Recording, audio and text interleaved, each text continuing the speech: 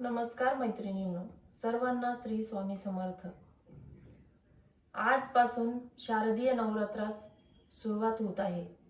तरी या शारदीय नवरात्रामध्ये आपल्या कुलदेवतेची सेवा करून आपल्या संसारात येणाऱ्या अडचणी, पैशाविषयक समस्या, त्याचप्रमाणे वेगवेगळ्या प्रकारे आपल्या संसारामध्ये ज्या अडचणी येतात त्यावर कशी मात करायची, यासाठी आपण दुर्गा सप्तशती या ग्रंथाचा कसा उपयोग करून घेता येईल याबद्दल माहिती बघणार आहोत। या ग्रंथा दुर्गा सप्तशतीचे या शारदीय नवरात्रामध्ये जे 9 दिवस आपण जागरण करणार आहोत, घटस्थापना करणार आहोत आणि वेगवेगळ्या प्रकारची सेवा आपल्या कुलदेवतेची करणार आहोत, त्याच प्रकारच्या या ग्रंथातून आपण आपल्या कुलदेवतेची सेवा कशी करायची हे मी आपणासमोर सांगणार आहे। दुर्गा सप्तशती हा ग्रंथ 13 अध्यायाचा आहे आणि या ग्रंथातून आपण ऐच्छिक फळ मिळू शकतो, किंबहुना आपल्या कुलदेवतेला शांत करू शकतो आणि आपल्या मनातील मनोकामना पूर्ण करू शकतो। तर दुर्गा सप्तशती पाठ करत असताना या पाठाचं एक वैशिष्ट्य आहे की नवरात्रामध्ये 7, 14, 21 ज्याप्रमाणे आपल्याला घडेल त्याप्रमाणे आपल्याला दुर्गा सप्तशतीचे पाठ करायचे आहे। किंबहुना आपण जर सार्वजनिक ठिकाणी उत्सवामध्ये जर सर्वांनी मिळून, महिलांनी मिळून, सर्व महिला पुरुषांनी मिळून जर पाठ केले तर त्याचं अगणित पुण्य आपल्या पदरात पडणार आहे। तरी पण आजच्या या धकाधकीच्या युगामध्ये की शक्य नाही की कोणाला इतका वेळ देणं शक्य नाही, म्हणून ज्यांना जमेल त्यांनी 13 अध्यायाचे 7, 14, 21 असे पाठ 9 दिवसामध्ये पूर्ण करायचे आहे। आणि ज्यांना जमत नसेल त्यांनी प्रत्येक अध्यायाचे एक वैशिष्ट्य आहे की ज्या अध्यायामधून आपण आपल्याला समस्यांवर आपल्याला मात करायची आहे त्याच अध्यायाचं वैशिष्ट्य मी आपणास सांगणार आहे। तर या दुर्गा सप्तशती अध्यायामध्ये असं वैशिष्ट्य आहे की आपण जर पहिला अध्याय जर पठन केला तर आपल्या विचाराला, आपल्या जे आपलं ध्येय आहे त्या ध्येयाला योग्य दिशा मिळणार आहे आणि आपल्या मनामध्ये आपल्या ध्येयाविषयी जी काळजी आहे ती काय होणार आहे, दूर होणार आहे। म्हणजेच आपण जर दुर्गा सप्तशती या ग्रंथाच्या पहिल्या अध्यायाचं जर अध्ययन केलं, पारायण केलं तर आपल्या समस्या पार होणार आहे। जी आपल्या मनामध्ये चिंता आहे त्याला काय होणार आहे तर योग्य दिशा मिळणार आहे। त्याचप्रमाणे दुर्गा सप्तशती या ग्रंथातील दुसरा जो अध्याय आहे, या अध्यायाच्या मदतीने आपण आपल्या संसारामध्ये येणारे अडचण, म्हणजे आपल्याला जर कोर्ट कचेरीचे काही प्रॉब्लेम असतील तर ते आपले सॉल्व्ह होणार आहेत आणि ते मार्गी लागणार आहेत। कुलदेवतेची सेवा करत असताना पूर्ण मनोभावे ती सेवा करायची आहे आणि कुलदेवती मातेला अशी प्रार्थना करायची आहे की मी सर्वस्वी तुझ्यावर विश्वास ठेवला आहे आणि मनोभावे मी तुझी सेवा करत आहे, या कार्यामध्ये मला यश दे। त्याचप्रमाणे दुर्गा सप्तशती ग्रंथातील अध्याय 3, या 3ऱ्या अध्यायाचं जर आपण पठन केलं, या 3ऱ्या अध्यायाचं जर आपण पारायण केलं तर आपल्या वैयक्तिक जीवनामध्ये किंबहुना सामाजिक जीवनामध्ये, व्यापारामध्ये, नोकरीमध्ये जे आपल्याला शत्रू आहेत त्या शत्रूंपासून होणारा त्रास आपला दूर होणार आहे।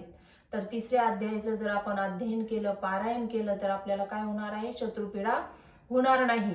म्हणून या सप्तशतीच्या 4थ्या अध्यायाचं पठन आपल्याला करायचं आहे।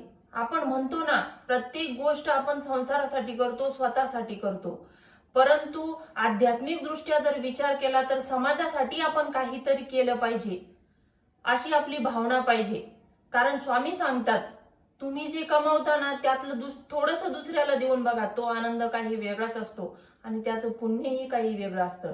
म्हणून या दुर्गा सप्तशती ग्रंथातील 4थ्या अध्यायाचं जर तुम्ही पठन केलं तर ते समाजाच्या हितासाठी करायचं आहे आणि प्रत्येक गोष्ट स्वतःसाठी करायची नाही।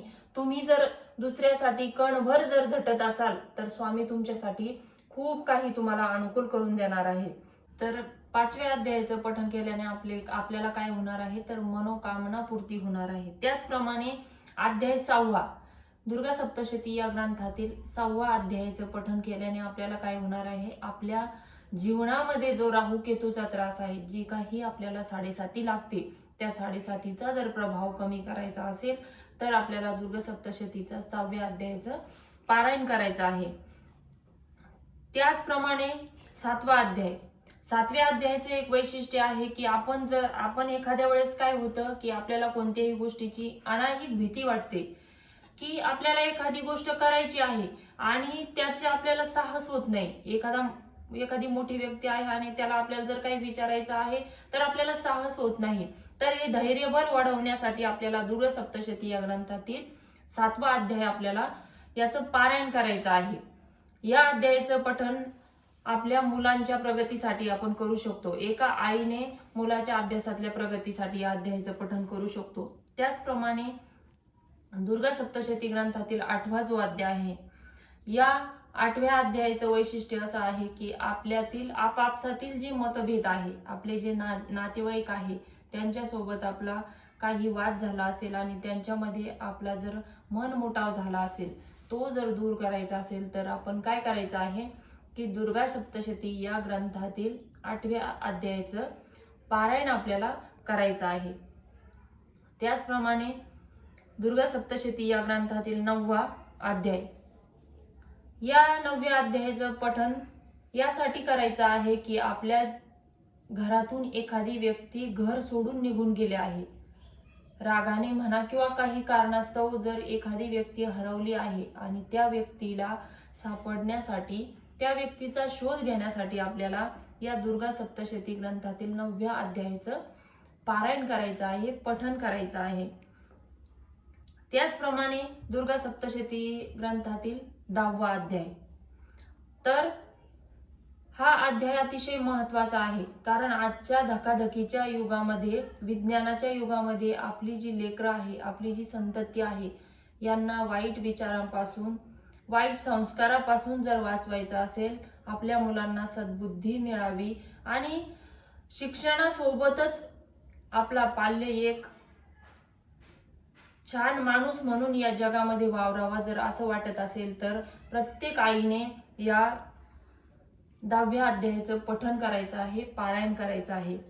त्याचप्रमाणे 11वा अध्याय, या 11व्या अध्यायाच्या फलश्रुती अशी आहे की आपला जो व्यापार आहे, आपला जो धंदा आहे, छोटा मोठा जो व्यवसाय आहे आपला, या व्यवसायामध्ये जर आपल्याला प्रगती मिळवून घ्यायची असेल, प्रगती करायची असेल तर आपल्याला या 11व्या अध्यायाचं पठण करायचं आहे.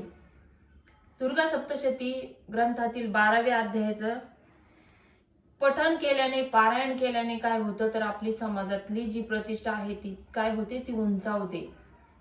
आपण म्हणतो की समाजामध्ये आपण एखादं काम करतो, आपल्याला मान सन्मान मिळावा, योग्य ती वागणूक मिळावी, त्यासाठी आपण काय करायचं आहे, 12व्या अध्यायाचं पठण करायचं आहे. आणि सर्वात शेवटचा दुर्गा सप्तशती या ग्रंथातील शेवटचा अध्याय म्हणजे 13वा अध्याय, आणि हा 13वा अध्याय पठण केल्याने जी फलश्रुती मिळते ती म्हणजे आपण जी भगवंताची सेवा करतो, आई वडिलाची सेवा करतो, जी समाजाची सेवा करतो, या सर्व गोष्टींमध्ये आपली आध्यात्मिक प्रगती उंचावते. म्हणजेच आपण 13व्या अध्यायाची जर पारायण केलं, पठण केलं आणि मनोभावे जर या दुर्गा सप्तशती ग्रंथाची जर पूर्ण पारायण केलं तर आपल्याला काय होतं तर आध्यात्मिक क्षेत्रामध्ये जी आपली आवड आहे ती काय होते, आपली वाढत जाते. तर मी आपल्या समोर या शारदीय नवरात्रामध्ये दुर्गा सप्तशती या ग्रंथाकडून आपण सेवा जी करायची आहे की ज्यांना पूर्ण 13 अध्यायाचं जर पारायण जमत नसेल त्यांनी प्रत्येकी जी अडचण आहे त्या अडचणीनुसार प्रत्येक अध्यायाचं आपण पठण करायचं आहे, पारायण करायचं आहे आणि आपली मनोकामना पूर्ण करून घ्यायची आहे. आणि या सप्तशती ग्रंथातून आपल्या परिवाराला सुख, समृद्धी आणि समाधान लाभो. तसेच या शारदीय नवरात्रामध्ये आपणास आणि आपल्या सर्व परिवारास या शारदीय नवरात्राच्या हार्दिक हार्दिक शुभेच्छा. हा व्हिडिओ जर आपणास आवडला असेल तर या चॅनलला लाईक, शेअर आणि सबस्क्राईब करा. श्री स्वामी समर्थ.